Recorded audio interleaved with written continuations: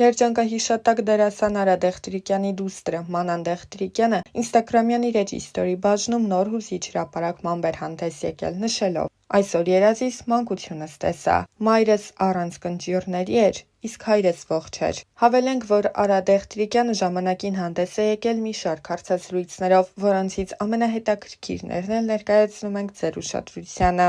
Կարծում եմ անունս վատ չի ազդել ճակատագրիս վրա, դրական է անդրադարձել իմ կյանքի վրա։ Ես գոհ եմ իմ անունից, հարմարված եմ դրա հետ, ընկերներս էլ են սիրում այն։ Չեմ սիրում թափթփվածությունը, ձգտում եմ, որ շուրջս ամեն բան հավաք, տեղը տեղին լինի։ Օրինակ, հյուրախաղերի ժամանակ էլ, երբ տանից հեռու եմ լինում, կարգ ու կանոն եմ հաստատում շուրջս։ Երևի թզբեհներ եմ շատ օգտագործում, արդեն վաղուց ունեմ մեծ հավաքածու, որը իրենց նվերներով համալրել են նաև մի շարք հայտնի ճանաչված անձինք։ Օրինակ, տանը հեռուստացույց դիտելիս միշտ ձեռքից թզբեհ է լինում, մի քիչ պապիկական սովորություն է։ Իմ սիրելի արտիստները շատ են։ Օրինակ, միշտ հիացած եմ եղել Ավետ Ավետիսյանով, նա մեծագույն հոյակապ դերասան է։ Ինձ համար շատ սիրելի են Խորեն Աբրահամյանը, Մհեր Մկրտչյանը, արտասահմանցիներից Ալ Պաչինոն, Ջեք Նիկոլսոնը։ Ես միշտ սիրով շեշտել եմ, որ իմ ստեղծագործական կյանքում մեծ դերակատարություն է ունեցել առաջին ուսուցիչս երջանկահիշատակ բեմադրիչ Զավեն Տատինցյանը։ Նրանից գիտելիքների և փորձի հսկայական պաշար եմ ստացել։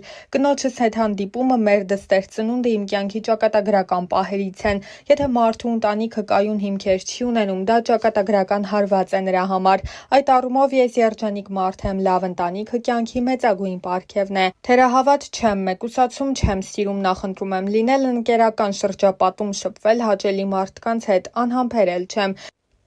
Ամենամեծ միֆն այն է, որ ասում են, թե տղամարդիկ ուժեղ սեռի ներկայացուցիչներ են։ Կարծում եմ, դա չափազանցված է, կանայք տղամարդկանցից շատ ավելի ուժեղ են, եթե նույնիսկ հաշվի առնենք միայն այն, որ նրանք կարող են երեխա ծնել, դիմանալ մի շարք դժվարությունների։ Կործանված է այն մարդը, ով չգիտի սիրել և չունի հումորի զգացում։ Զղջում եմ, որ փորձում եմ ոչ մի բանի համար չզղջալ։ Կարծում եմ, կյանքում մեծ զգալի սխալներ թույլ չեմ տվել։ Ես իմ առաջին սիրո խոստովանությունն արել եմ ապագա կնոջս բանակից վերադառնալուց հետո ինստիտուտում։ Ի դեպ, նա մինչև հիմա հիշեցնում է, որ ես իրեն հեռախոսով եմ ամուսնության առաջարկ արել։ Առհասարակ ես սիրում եմ անակնկալներ մատուցել ընտանիքիս անդամներին։ Երբ նոր էի ամուսնացել, մի սեփական տամբակում գեղեցիկ վարդեր տեսա, տիրոջը շատ խնդրեցի դրանք ինձ վաճառել։ Կինս ասում է, որ այդպիսի վարդեր մինչև հիմա չի ստացել, դրանք ավելի քան 20 օր չէին թառամում։ Միշտ ցանկացել, բայց չեմ հասցրել, չկա նման բան։ Նույնիսկ մի փոքր ուշացումով միշտ էլ արել եմ ուզածս։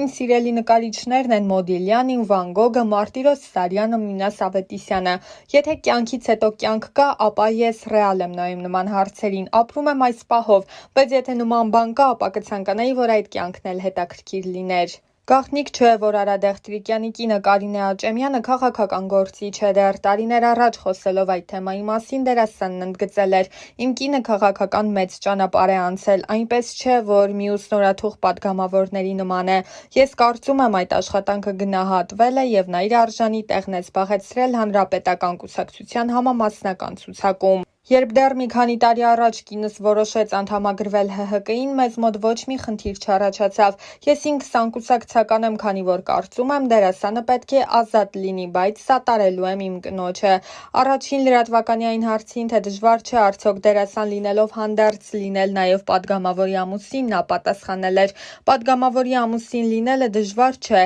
Իհարկե լինում են ինչ-ինչ հարցեր, որոնց շուրջ մենք տարբեր տեսակետներ ենք հայտնում, բայց երբեք վեճեր կամ խնդիրներ չեն առաջացել։ Մեր աղջիկը ևս այս հարցին նորմալ է վերաբերում։ Ես կցանկանայի, որ քաղաքականությամբ զբաղվող մարդիկ անցնեն քաղաքական ճանապարհ։ Եթե մարդկանց թվում է, որ ԱԺ-ում հայտնվելը միայն կոճակ սեղմելն է, շատ են սխալվում»։ Դեռ 2015 թվականին, երբ ցուցարարները փակել էին Բաղրամյան պողոտան, դերասանն ընդգծել էր. «Ձեր ասած շոու բիզնեսի ներկայացուցիչներն իմ համար այնքան էլ ներկայացուցիչներ չեն։ Ես երեկոյան տանից դուրս եմ գալիս, նայում եմ, տեսնում եմ, շփվում մարդկանց հետ։ Իհարկե լավ չէ, որ հոսանքդ հանգանում է, հատկապես սոցիալապես անապահով խավի համար։ Նորմալ է, որ մարդիկ իրենց խոսքը բարձրացնում են, բայց դա պետք է լինի նորմալ, առանց օրենքի խախտման, միջադեպերի։ Չեմ կարծում դա է պատճառը, որ ոստիկանությունը ինչ-որ քայլերի չի գնում, ուղղակի նրանք էլ են ուզում մասնակից դառնալ։ Ինչքան որ հեռուստացույցով ես տեսա, մեր ոստիկանները բավական երկար ժամանակ համոզում էին,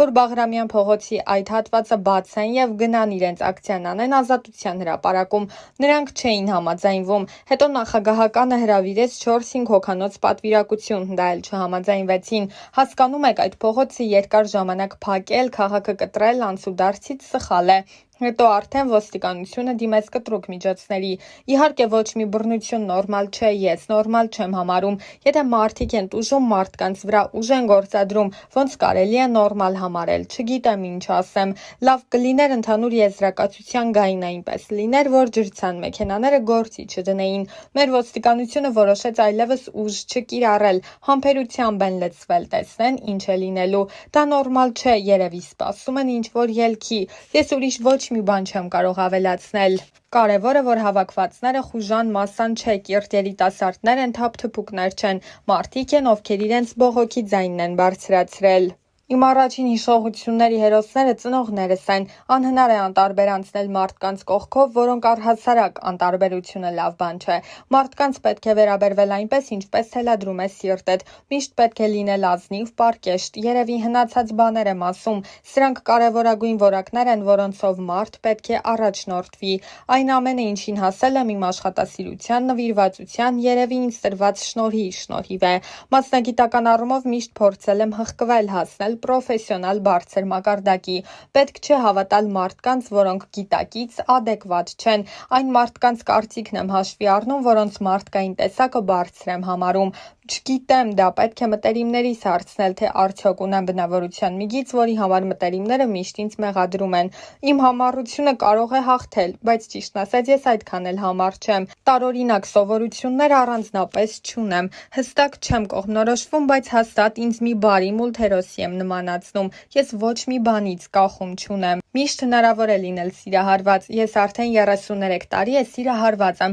ապրում եմ իմ սիրելի կնոջ հետ։ Սերը միշտ մնում է, պարզապես տարիների ընթացքում վերածվում է խորը մի աշխարհի, որտեղ այր ու կին նայում են միևնույն ուղղությամբ, իսկ թրթիռներն իհարկե մնում են, հասնում անբացատրելի մի ստադիայի։ Աշխարհի ամենալավ տեղը իմ տունն է։ Դա այնտեղն է, որտեղ ինձ զգում եմ հանգիստ, հասկացված եւ կարոտում եմ, ուր էլ որ լինեմ։ Իսկ ընդհանրապես աշխարհում շատ գեղեցիկ վայրեր կան, որտեղ կուզեի էլի ու էլի լինել։ Շատ եմ սիրում հատկապես ծովափնյա գեղեցիկ քաղաքներ։ Ինձ միշտ ոգեշնչել են այն մարդկանց պատմությունները, ովքեր խելացի են, խորաթափանց, որոնց կյանքը անցել է շատ հետաքրքիր։ Ինձ վախեցնում են տգետ մարդիկ, տգիտությունը մարդկային արատներից ամենասարսափելին է։ Կյանքն անտանելի կլիներ առանց սիրո, ընտանիքի։ Իմ կյանքի ամեն ժամանակահատված իր դժվարություններն ունի, համենայն դեպս այդ փուլերը կարծես թե հաղթահարել եմ եւ դրանցից դուրս եմ եկել պատվով։ Միշտ նախընտրում եմ շփվել հասկացող մարդկանց հետ, այն մարդկանց հետ, ովքեր աշխարհայացքով նման են ինձ։